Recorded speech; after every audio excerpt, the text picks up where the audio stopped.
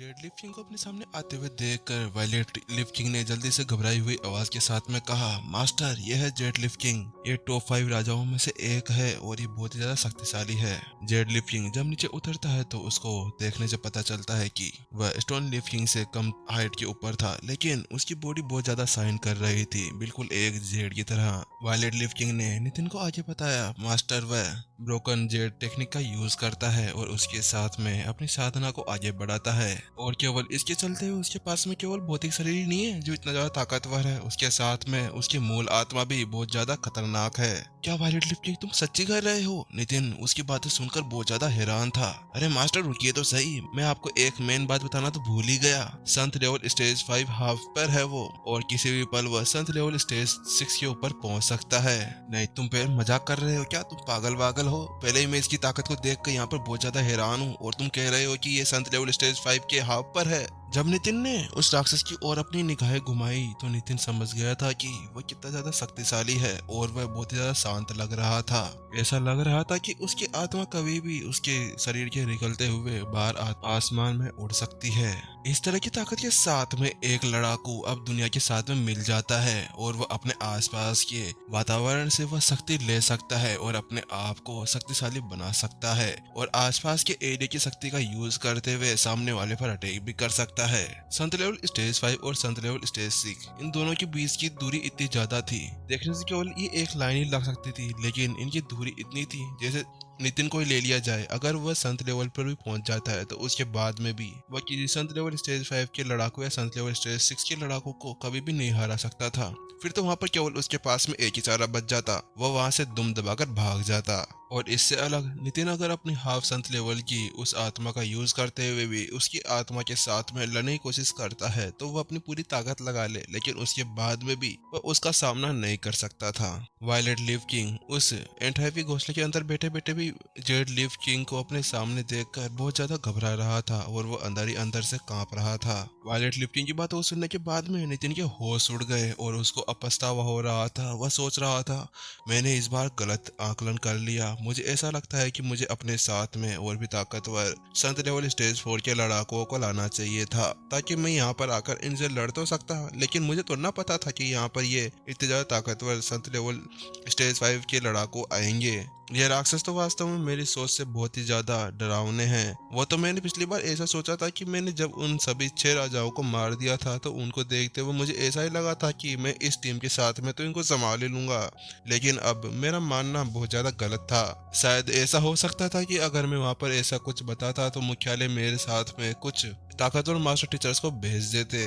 खैर नितिन, अब तो बहुत ज्यादा देर हो गई है और इसके बारे में सोचने का ज्यादा मतलब भी नहीं है। और वैसे भी देखा जाए तो तूने कैसे भी कर 6 को तो मार ही दिया है, और अगर तू थोड़ी बहुत मेहनत और करेगा तो इनको भी शायद तू मार दे। नितिन वहां भी इस बारे में सोच रहा था। स्टोन लिफ किंग आगे बढ़ता है और वह जेड लिफ किंग से कहता है, हमारे पास में कुछ जरूरी काम है, उसके लिए ही मैंने तुम्हें यहाँ पर बुलाया है। स्टोन लिफ किंग की बात सुनने के बाद में जेड लिफ किंग ने मुंह बनाते हुए अपना सिर हिला दिया और उससे कहा, हाँ हाँ ठीक है, जल्दी बताओ, मेरे पास में समय नहीं है, वैसे भी मैं कुछ काम कर रहा था और तुमने मुझे अचानक से वहां से बुलाया। हाँ हाँ, एक मिनट रुको तो सही, मैं तुम्हें बता रहा हूँ। जेड लिफ किंग को इतना ज्यादा उतावला देखकर अब स्टोन लिफ किंग को भी गुस्सा आने लगा था, लेकिन उसे पता था कि वह यहाँ पर कोई भी गड़बड़ नहीं कर सकता था, इसीलिए उसने बड़े ठंडेपन के साथ में कहा, हमें कुछ सीक्रेटली पता चला है कि जो हमारे सामने वो लेटा हुआ इंसान है उसके अंदर कुछ अलग ही शक्तियां हैं और उसी का पता लगाने के लिए हमने तुम्हें यहाँ पर बुलाया है। स्टोन लिफ किंग ने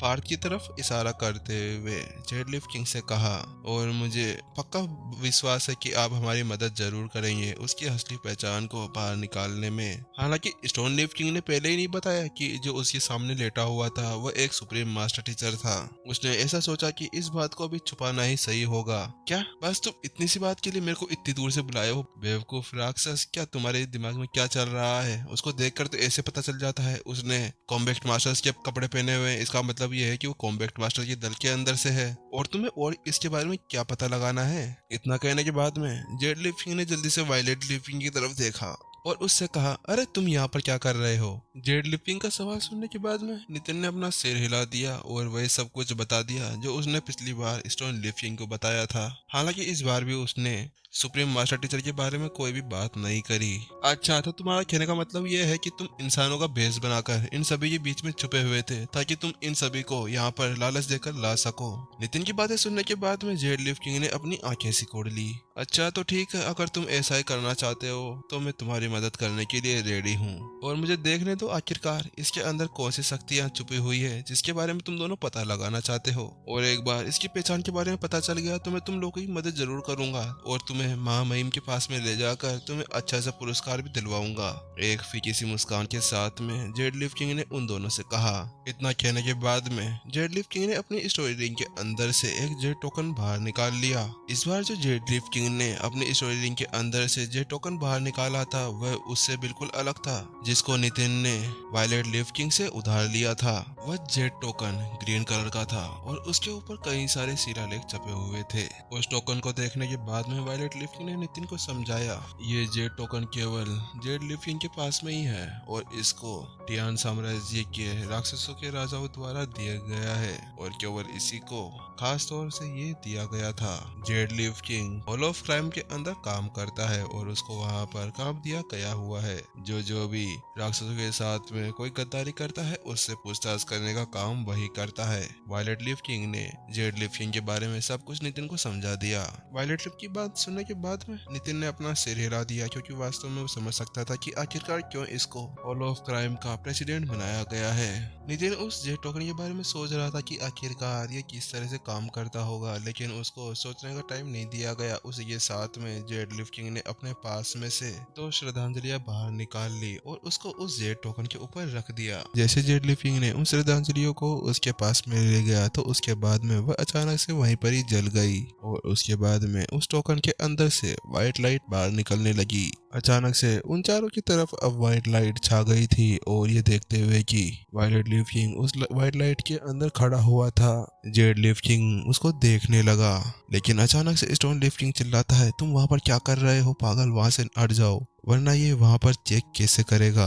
कि अभी वायलेट लिफ्टिंग जो नितिन था वह पार्थ के पास में खड़ा हुआ था और वह उसके अंदर थोड़ी बहुत अड़चन पैदा कर रहा था। स्टोन लिफ्टिंग ने कहा, चलो हटो वहां से, हमें काम करने दो। नितिन ने उन दोनों से कहा, बात कुछ ऐसी है, इसको मैंने बड़ी मुश्किल से पकड़ा है इसीलिए मैं इसके पास से नहीं हट सकता।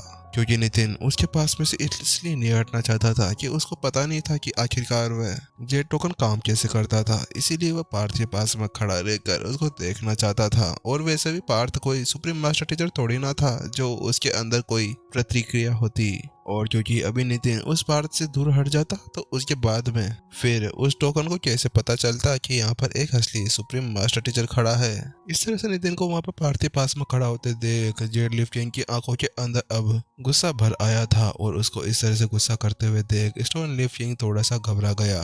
लेकिन स्टोन लिफ्टिंग समझ सकता था कि आखिरकार क्यों वायलेट लिफ्टिंग पार्थ के पास से दूर क्यों नहीं हट रहा था, क्योंकि उसको ऐसा लग रहा था कि शायद वह उससे उसका वह सारा क्रेडिट छीनने की कोशिश जरूर करेंगे अगर उसे एक बार सुप्रीम मास्टर टीचर के बारे में पता चल जाए।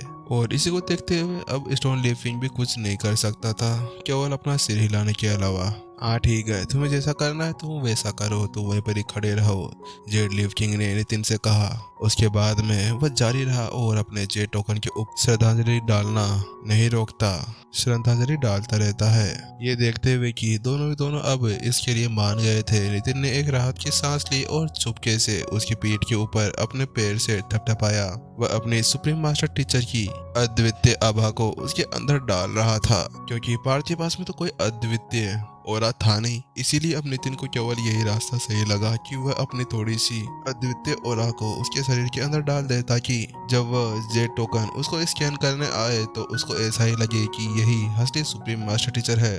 धीरे धीरे पार्थ के शरीर के अंदर से गोल्डन लाइन निकलने लगती है और जेड टोकन के अंदर थोड़े से परिवर्तन आने लगते हैं और उसी को देखते हुए जेड लिफ्टिंग की आंखें चमक उठती है।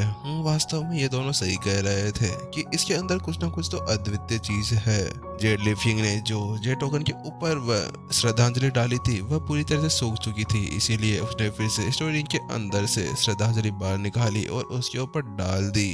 वहीं दूसरी ओर उस जेट टोकन को इस तरह से काम करते हुए देख स्टोन लिफिंग की आंखें भी चमक उठी, क्योंकि अब वह समझ गया था कि आखिरकार ये जेट टोकन कैसे काम करता है। वह समझ गया था कि इसके ऊपर बार बार श्रद्धांजलि डालनी होती है, और जैसे उसके अंदर श्रद्धांजलि को भरा जाता है वैसे वैसे उसका रंग सफेद से सफेद होता जाता है और उसके अंदर से लाइट निकलती रहती है।